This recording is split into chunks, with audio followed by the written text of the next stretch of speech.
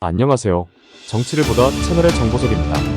오늘은 정말 많은 이들의 관심을 받고 있는 화제의 중심 서울의 봄에 대해 이야기해볼까 합니다. 하지만 그 전에 여러분의 소중한 구독이 저희 채널에 큰 힘이 됩니다. 정치를 보다 채널 구독과 좋아요, 알림 설정까지 부탁드립니다. 여러분의 관심이 저희 채널을 더욱 풍부하고 다채롭게 만들어줄 거예요. 그럼 지금부터 서울의 봄에 대한 흥미로운 이야기를 시작해볼까요? 범죄도시 3 이후로 오랜만에 한국 영화 중에 흥행하고 있는 서울이 봄 벌써 700만 관객을 눈앞에 두고 있는데요. 한국 대통령 소재중앙상 출시만 하면 제일 핫한 전두환 전 대통령님, 화려한 휴가부터 택시 운전사까지 아무래도 그 시대를 살았던 사람들과 그 당시 민주화 운동을 하던 사람들의 향수를 자극하고 또 역사책에서 매번 올라오는 단골 소재이기에 사람들이 안 볼 수가 없다고 봅니다. 그래서 나중에 줄거리와 실제 사건을 비교하기 전에 제일 유명한 사건인 광주 민주화 운동에 대해서 알아보고자 합니다.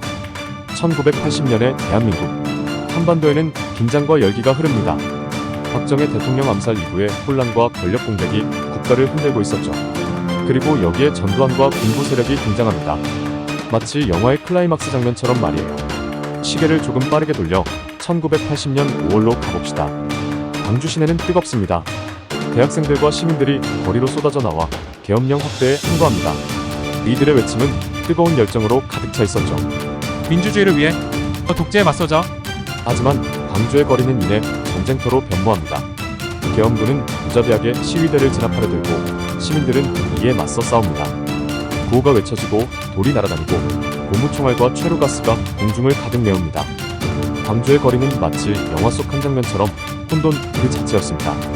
그리고 마침내 5월 27일 계엄군은 광주를 향해 최종 공격을 감행합니다. 전투기들이 날아다니고 탱크가 시내를 휩쓸며 계엄군은 도심을 완전히 장악합니다. 광주는 침묵에 빠지고 많은 시민들이 희생되었습니다. 하지만 이 사건은 한국 민주주의 역사에 큰 전환점이 되었습니다.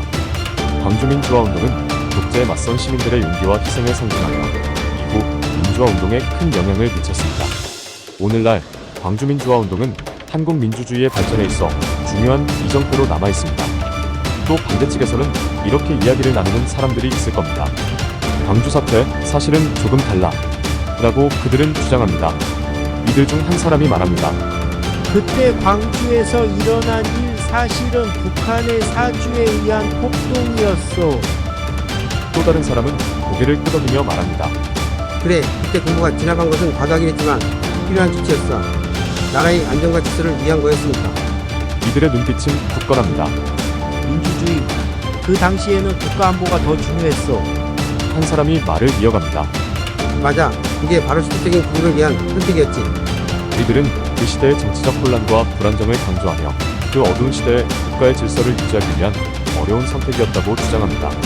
이러한 시각은 당시 군부 정권의 입장을 반영하거나 보수적인 관점에서 나온 것이지만 한국 사회 내에서는 큰 논란을 불러일으키고 있습니다.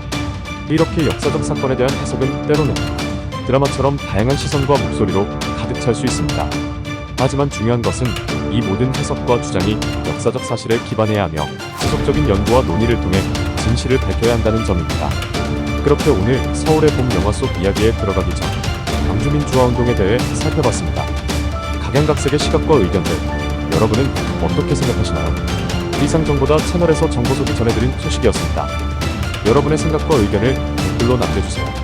정보다 채널의 구독, 좋아요, 알림 설정도 잊지 마세요. 여러분의 소중한 참여가 큰 힘이 됩니다. 다음 소식에서 또 만나요.